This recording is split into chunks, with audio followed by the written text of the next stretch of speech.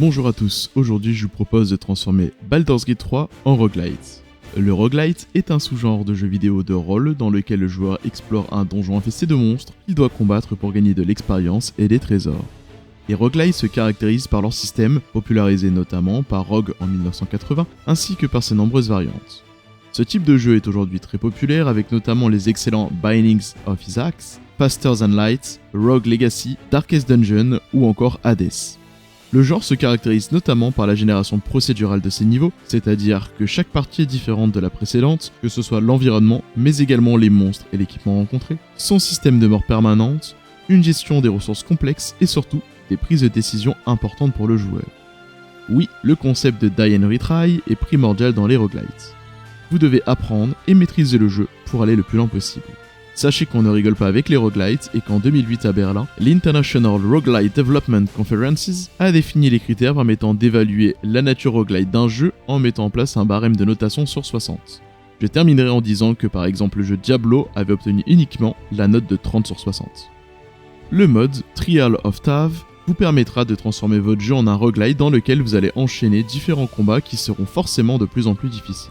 Vous pouvez donc créer une nouvelle partie, il vous suffira dès le départ de vous téléporter dans votre camp pour activer le mode. Vous pourrez alors recruter via une fenêtre les compagnons tels que Karlach ou Lae'zel, ou alors en profiter pour créer votre équipe en recrutant des mercenaires auprès de Flétris. Une fois que vous êtes prêt, il vous suffira de quitter votre camp pour arriver dans une zone de combat où vont apparaître les ennemis à pourfendre. À la fin de chaque combat, vous remporterez des récompenses comme de l'expérience, de l'équipement, mais également de la monnaie appelée currency, vous permettant d'acheter des améliorations disponibles pour votre run en cours ou pour vos prochaines parties. Ainsi, vous pourrez débloquer par exemple les pouvoirs de flageoleur mental, améliorer vos caractéristiques principales, soigner vos personnages, augmenter l'expérience gagnée, etc.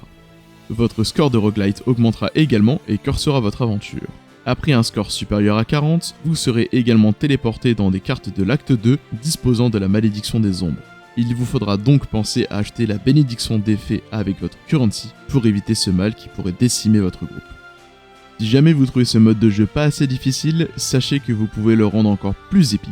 Pour cela, vous pouvez activer le mode challenge, réduisant le temps que vous aurez avant d'arriver à des cartes de l'acte 2 et augmentant la puissance des monstres que vous rencontrerez.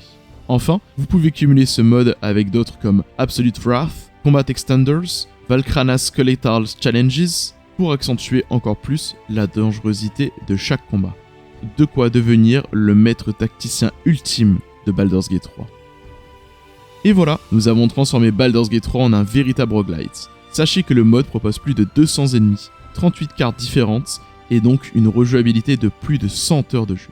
Il dispose également d'un mode New Game Plus pour vous permettre de recommencer cette expérience unique en son genre. Je vous mets en description les liens des différents modes proposés et j'espère que vous aurez trouvé cette vidéo utile. Si c'est le cas, n'hésitez pas à vous abonner et à aimer la vidéo.